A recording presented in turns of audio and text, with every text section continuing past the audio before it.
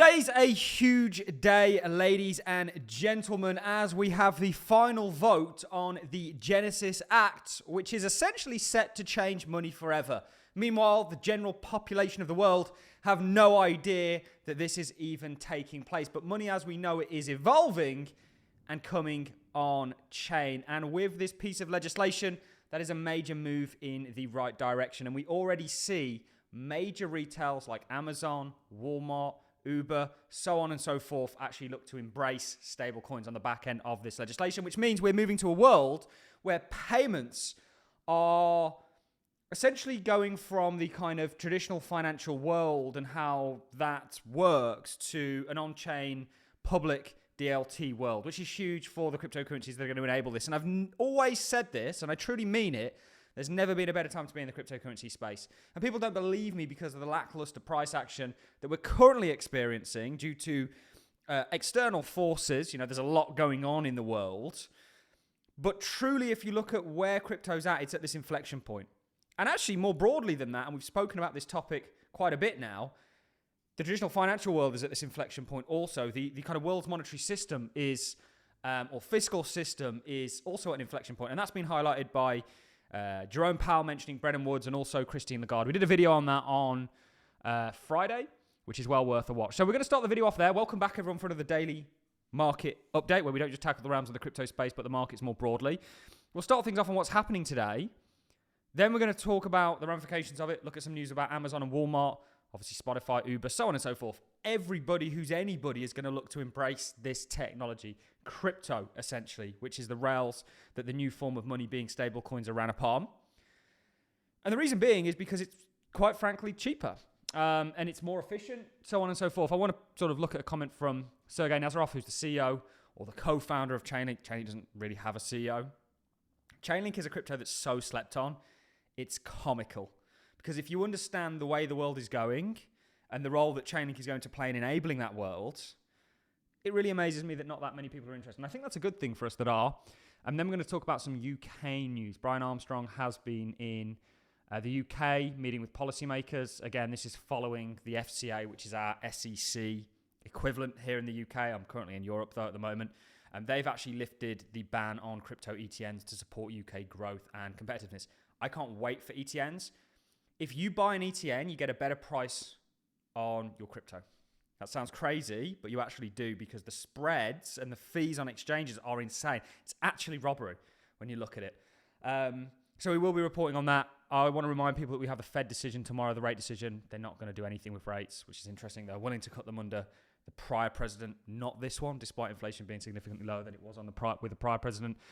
I think that has everything to do with what's going on in the bond market. And then we'll do a little bit of TA. A lot to get into as always, guys. Let's get straight into it.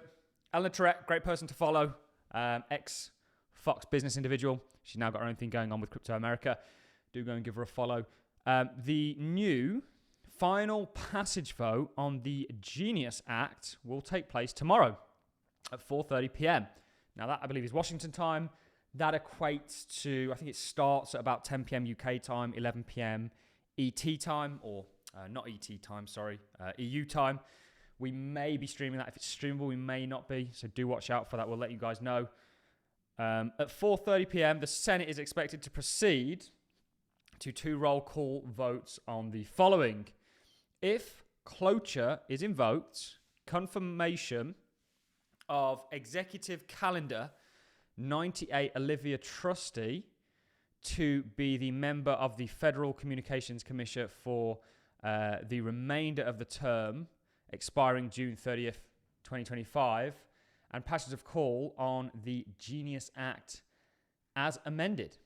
Now, this is huge because this essentially is going to give a regulatory framework around stablecoins and give the green light for everybody to use them and utilize them in day-to-day activity as a financial instrument, as the evolution, essentially, which I believe that stablecoins are, of money. Money takes place, more transaction of money takes place online than in the physical realm. What we're going to see is, so Web 2 currently has the capturing of money. It's now going to take place on Web 3. And the same players, and we've done videos on this, that enabled Web 2 money are behind projects like XRP, XLM, and some of the others out there that I've made it my job to try and find. because I think with that is a major opportunity. If you get the broad trend of this industry and where it's going, and again, we're at this inflection point from a legislative point of view, from a global point of view, from a kind of fiscal, world reserve currency point of view and value point of view, and everything's kind of coming to a head, and meanwhile retail don't want to know, and that's by design, not accident. You know, they're bombarding you with all these things. Well, you need to kind of pay attention to what's happening under the hood. Let's dive into what Jeremy O'Leary, who of course is Circle's CEO. Circle had their IPO, huge success. I think Kathy Wood recently just got out of some of her shares. It's not something I bought. I never typically buy pre-IPO because it can go horribly wrong. I usually like to wait and see where things are at and look for structure to form. But we obviously did very well off Coinbase. Not on the IPO, but post, a couple 100% up for me and my community. If you want to join that, there's a link in the description. Let's dive into what Jeremy O'Leary had to say on this subject itself. We see Amazon, Walmart already really galvanizing themselves to have their own stablecoins. How quickly could that upend Visa and MasterCard? Well, look, I think if you're a major technology company or you're a major commerce firm or you're a major financial institution, when you get legal certainty that stablecoin money is a new form of electronic money that is available to the global financial system, you're gonna pay attention. And obviously, you're going to look at the technology, the progress of the technology as well. And I think the conclusion that a lot of major firms are reaching is that this is the new money layer of the internet. And it provides tremendous technology to innovate beyond what we've been able to innovate with money before. And it offers tremendous benefits ultimately to these firms' bottom lines. And so it's a technology that's ready.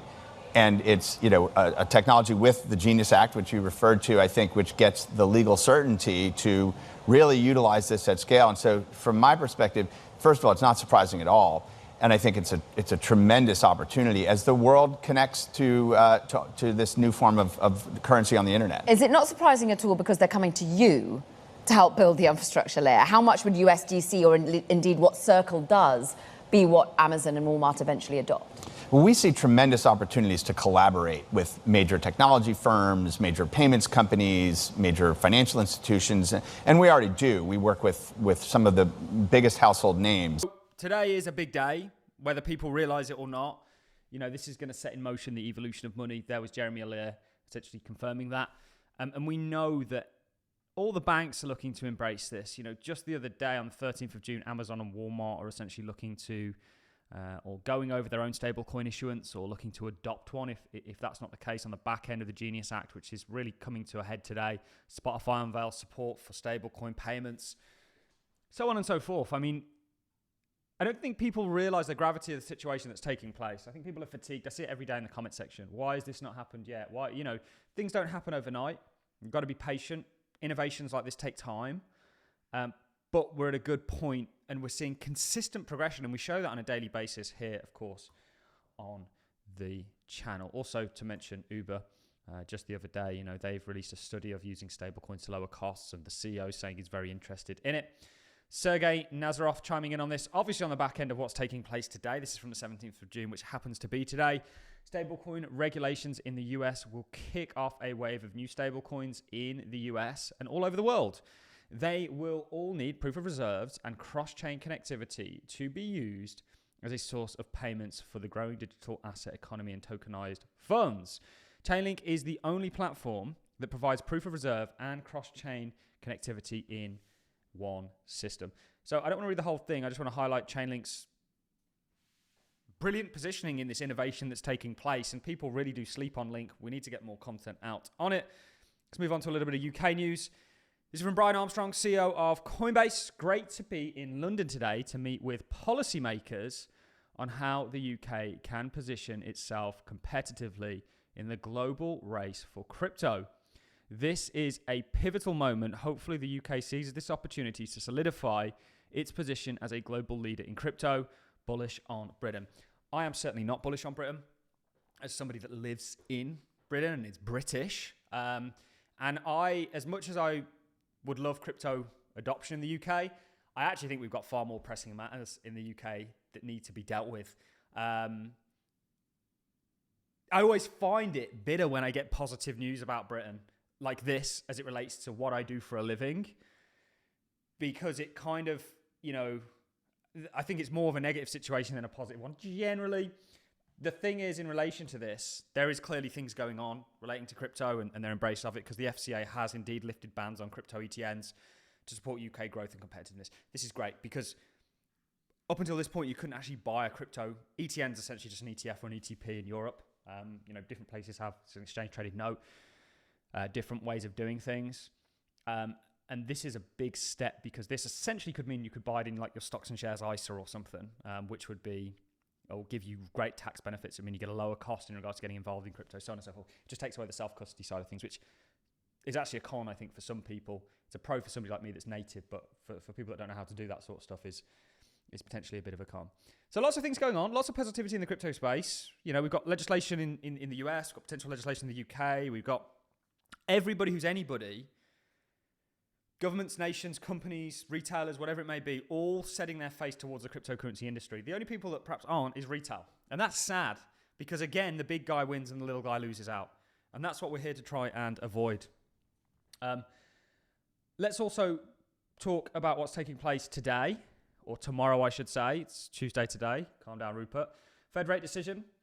They are not going to lower rates. Don't expect them to lower rates. I think they're going to hold off. I think there's issues with the bond market. I think potentially one thing, and this stablecoins also fit into this, that they've put forward. David Sachs has, Scott Bessent. And go and give Scott Bessent's career, just look at what he's achieved in his career. I mean, he was the guy who, with George Soros at the time, essentially caused the issue with a pound sterling and made billions of dollars off of it at that time, which was very impressive. Billions of dollars today, it's kind of like average, but back then it was a huge deal. They've all said that one way they're going to use stablecoins is to purchase treasuries. That's why I don't think everyone's, Tether's going to go away. I don't see any evidence for that at all. In fact, why would the US penalize the 7th largest purchaser if it was a country of treasuries? So by purchasing treasuries, they can up the price of bonds, potentially, and lower the yields, which means that they can actually reduce debt costs, which I think in America, in terms of interest rate payments, is around about 25% of all tax revenue generated, which is insane. So you're paying taxes to pay off, debt essentially at this point, which is the great game of indebting everyone. And technically, in my opinion, you all know the story. It's just a case of waiting for this to play out. We're very right on this being a falling wedge and seeing that continuation. You just ran into an all-time high, just consolidating somewhat. The consolidation could take the form of a symmetrical triangle, which could ultimately lead to some continuation. This could lead to continuation, but you don't want to sort of fall below this. You want to see a bit of a bounce, and then you could be on your way to 117k. We're still yet to see Bitcoin dominance fall. I think that's all still to come. We're going to watch out for this, guys. Hang in there. I know it can be tough sometimes in the cryptocurrency space, but it is truly a bright future that we have ahead of us. On that note, I'm going to love and leave you. Thanks everyone for watching. See you all in the next one.